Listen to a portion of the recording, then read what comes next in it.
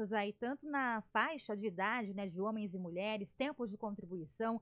E sobre isso, a gente conversa agora com a Adriana Zanardi, ela que é advogada especialista em previdência e explica melhor essas mudanças aqui pra gente. Adriana, boa tarde, bem-vinda, tudo bem? Tudo bem, vocês? Obrigada pelo convite para começar o ano nesse quadro de vocês. Feliz ano novo para vocês da rádio, para todos os ouvintes. Que seja um ano leve, de muita paz e realizações. Para você também, Muito Adriano. obrigada, viu, Adriana? Para você Obrigada. também, igualmente. Bom, Adriana, queria que você começasse então detalhando para a gente quais são essas mudanças, né? A gente teve mudança de tempo de contribuição e idade mínima também, é isso? Isso. O que que acontece? É importante a gente destacar que não se trata de uma nova reforma ou de uma mini reforma, mas Sim. sim de alterações em alguns requisitos de algumas das regras de transição que vieram com aquela reforma lá de 2019. Então, tem duas regrinhas que não teve alteração nenhuma, que é a regra do pedágio de 50%, em que a pessoa tinha que, na data da reforma, ter um tempo mínimo de contribuição, homem e mulher, e cumprir 50% do tempo que faltava, e a regra do pedágio de 100, na mesma situação, onde tinha que cumprir 100% do tempo mínimo que faltava lá, exigido pela lei.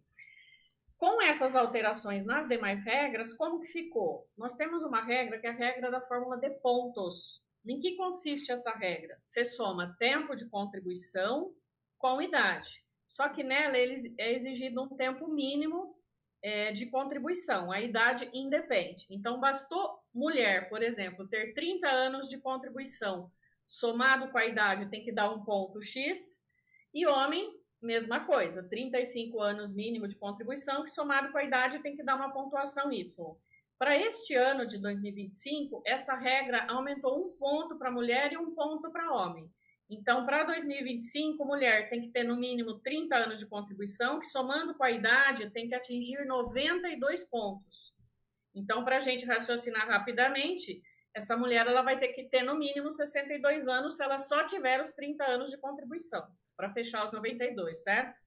E o homem, 35 anos, que somando com a idade, esse ano ele precisa ter 102 pontos, tá? Essa é uma mudança. Vocês querem fazer alguma pergunta sobre essa regrinha ou posso falar da próxima? Eu queria fazer, sim, Adriana, sobre a questão do tempo, né? Porque, por exemplo, quando entra em vigor a reforma da Previdência, 2019, né? Pega Sim. todo mundo que já contribuía antes de 2019, como é que funciona isso? Sim, a reforma, as regras vigentes até então, é para quem já estava no sistema. Então, aí a pessoa pode ter direito adquirido até aquela data, com as regras antigas. Quando vem as regras de transição, é para realmente não beneficiar, mas trazer regras mais amenas para quem já estava contribuindo. E quem começou a contribuir pós-reforma, a partir do dia 14/11, são outras regras. Mas aí também para quem começou a contribuir antes, então, né, Adriana, valem também essas regras de transição. A gente deve ter atualização dessas regras todo ano, né, explicando para o nosso ouvinte, até 2031. Então, por exemplo, essa pessoa que começou a contribuir antes da reforma, ela tem várias possibilidades de aposentadoria, porque aí tem mais de uma regra de transição. Na prática é isso, né? Isso. Na verdade, são 5 regras de transição que vieram com a reforma. E na maioria das vezes, quando a gente faz aqui o estudo que chama planejamento previdenciário, existem clientes que se enquadram em mais de uma, duas ou até 3 regras. E aí, para saber qual é a melhor, a gente tem que ir para os cálculos, realmente para saber se a de pontos vai ser melhor do que a de 100% ou da idade mínima com tempo de contribuição mínimo, entendeu? A próxima regra, por exemplo, que teve uma alteração, é a regra da soma da idade mínima com o tempo de contribuição. Nesse caso, tem tempo e idade mínimas. Então, por exemplo, a mulher, esse ano, ela tem que ter 59 anos e, no mínimo, 30 de contribuição, tá? Perdão, esse não soma. Ela tem que ter 30 anos de contribuição com 59 de idade. E o homem é o 35 mínimo de contribuição com idade mínima também, só que para ele é 64.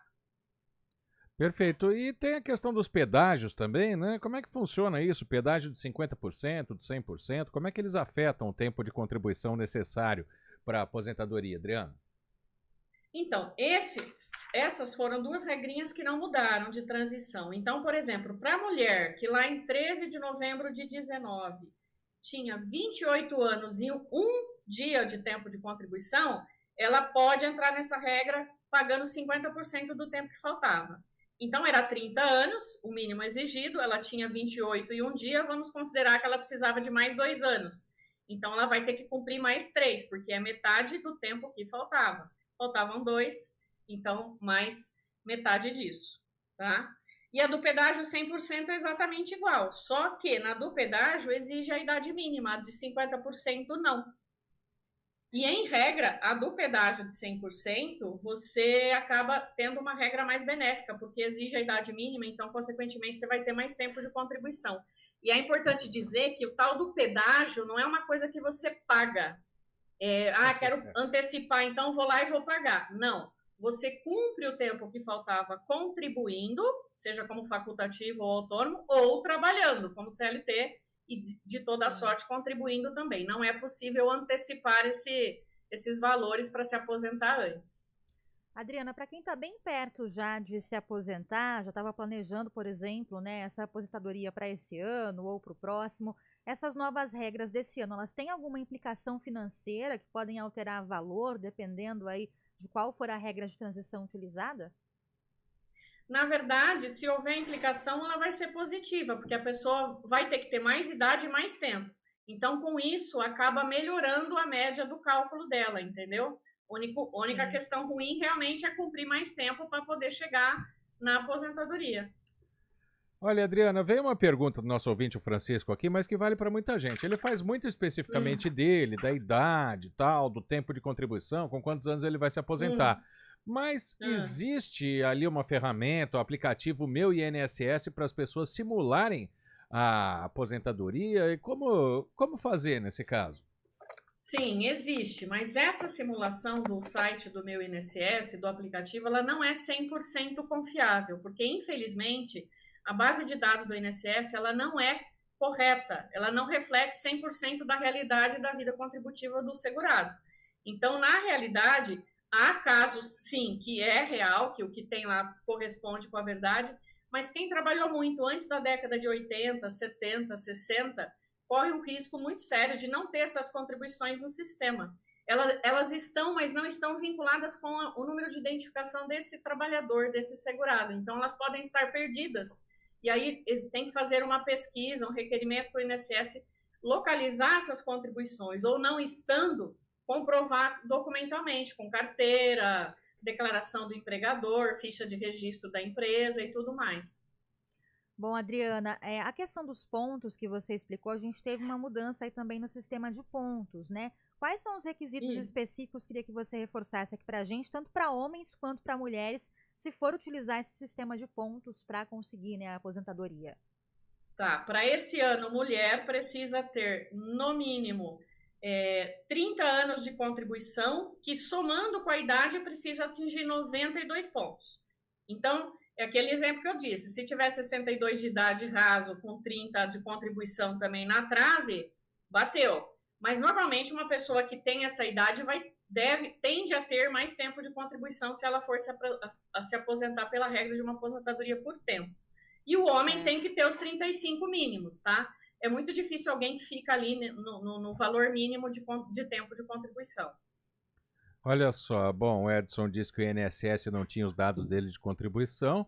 Agora, uma ouvinte aqui, nossa, Simone, ela diz que é diarista, ou seja, ela é autônoma, né? E aí não paga o INSS. Como ela faz para começar a pagar? Porque ela sendo autônoma, ela não tem a CLT que já paga diretamente o INSS. Como fazer, doutora? Na verdade, ela precisa procurar um profissional especializado para entender a vida contributiva dela daqui para trás e efetivamente recomendar com muita cautela como que ela deve fazer esse recolhimento daqui para frente. Porque ela tendo uma atividade remunerada, ela é o que a gente chama uma contribuinte obrigatória do INSS. Então, ela necessariamente tem que recolher. Como ela é uma diarista e não tem registro em carteira, ela vai recolher como autônoma, tá? Como uma contribuinte autônoma, aí tem que verificar certinho o código desse pagamento e sobre que valores ela deve recolher, que normalmente é o valor da remuneração que ela ofere ao longo do mês. Adriana, como a gente tem algumas possibilidades aí, então, para utilizar essas regras de transição com a mudança desse ano e as outras que já estão em vigor, o ideal é que a pessoa procure um profissional, de fato, para entender o que vai ser mais vantajoso ali no caso dela, senão pode acabar perdendo até dinheiro, né? Nesse caso, a pessoa pode ter uma renda menor. Pode perder dinheiro, sim, e isso é extremamente comum. As pessoas ainda não entenderam que a reforma que aconteceu em 2019 foi extremamente complexa. Não é mais ter um tempo X de contribuição e não ter idade. Como vocês viram aqui, que a gente está conversando, são várias regras. Você pode se enquadrar em uma, em duas ou três, e aí você tem que ver qual que é a mais benéfica, né? E muitas vezes o sistema do INSS dá lá, naquele simulador, uma informação que não condiz realmente com a realidade. Já peguei vários casos de clientes que vieram com a simulação e, considerando a comparação com os documentos de trabalho, com as contribuições, não bate o que está lá no sistema. Então, a partir disso, efetivamente, só um profissional especializado que vai poder ajudar essa pessoa a tomar a melhor decisão e escolher realmente a melhor aposentadoria. Ou o melhor momento, se não for o momento exato, né? Sim, doutora Adriana, olha, eu confesso que eu não entendi a pergunta do nosso ouvinte aqui, mas eu acho que a advogada talvez possa entender. Ele até está gravando o áudio aqui, infelizmente a gente não vai conseguir ouvir. Mas está falando que recebe auxílio-doença, né? Esses auxílios, eles acabam interferindo no cálculo da aposentadoria? Depende do período que a pessoa ficou afastada e de toda a situação. Que, em regra, o período que a pessoa se afasta em auxílio-doença, ele vai ser computado normalmente para a aposentadoria com aqueles valores que ele recebeu e com aquele tempo que ele se afastou, tá? Então, se ele, depois do afastamento, voltou a contribuir normalmente, esse período intercalado conta. Se ele nunca mais voltar a contribuir, esse período não vai contar. Se ele tiver um tempo lá no passado que eventualmente lhe dê direito a uma aposentadoria por idade, ele ficou afastado e não contribuiu mais, esse tempo do afastamento não conta. Bom, ele completou aqui, acho que a tua explicação já ajuda. Eu quero dar entrada no INSS porque eu tenho 16 anos de contribuição. Pelo fato de ele ser deficiente visual, já poderia conseguir aposentadoria, já tendo 16 anos de contribuição? Não, com 16 anos... aí teria que ver quando que veio essa deficiência, se é desde que ele nasceu, porque a aposentadoria da pessoa com deficiência, ela tem regras completamente diferentes, tá? E foi uma das únicas aposentadorias em que não houve alteração na reforma da Previdência. É uma das mais benéficas, porque ela não tem fator previdenciário, só que são regras diferentes, porque tem a deficiência leve, a moderada e a grave. E para saber em qual enquadrar, vai ter uma perícia realizada pelo INSS. E também tem que apurar o tempo em que a pessoa esteve contribuindo como deficiente. Então, já é uma avaliação um pouco mais complexa. Tá certo. Bom, é importante de qualquer forma, né, doutora, com essas novas regras de transição, buscar o auxílio, a orientação de um profissional para não sair perdendo dinheiro, como a gente disse, né? É importante que quem está para se aposentar faça isso, né? Sim, principalmente as pessoas que contribuem ou facultativamente ou autonomamente. Por quê? Porque às vezes ela está contribuindo sobre um determinado valor que pode ou não influenciar no valor da média do benefício dela. Às vezes ela está contribuindo com um teto e ela não precisaria contribuir com o teto. Então ela está perdendo dinheiro agora e vai perder às vezes depois, dependendo da regra em qual ela se enquadrar. Então, é cálculo em cima de cálculo. Sem cálculo, a gente não consegue dar nenhum panorama para qualquer cliente de forma segura e satisfatória, porque as regras são muitas e os requisitos também. Então, tem que fazer realmente um detalhamento, aí, um estudo mais aprofundado para entregar o melhor direito para o cliente, para esse segurado. Doutora Adriana Zanardi, advogada especialista em Previdência, falando com a gente sobre essa mudança aí nas regras de transição. Importante ficar atento.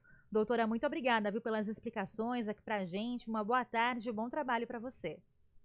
Obrigada, gente. Um bom ano aí, bom trabalho. E qualquer pergunta aí que remanescer, se quiser me mandar, eu respondo depois, tá bom? Perfeito. Muito obrigado, Adriana. À disposição. Tchau. 3h26, intervalo.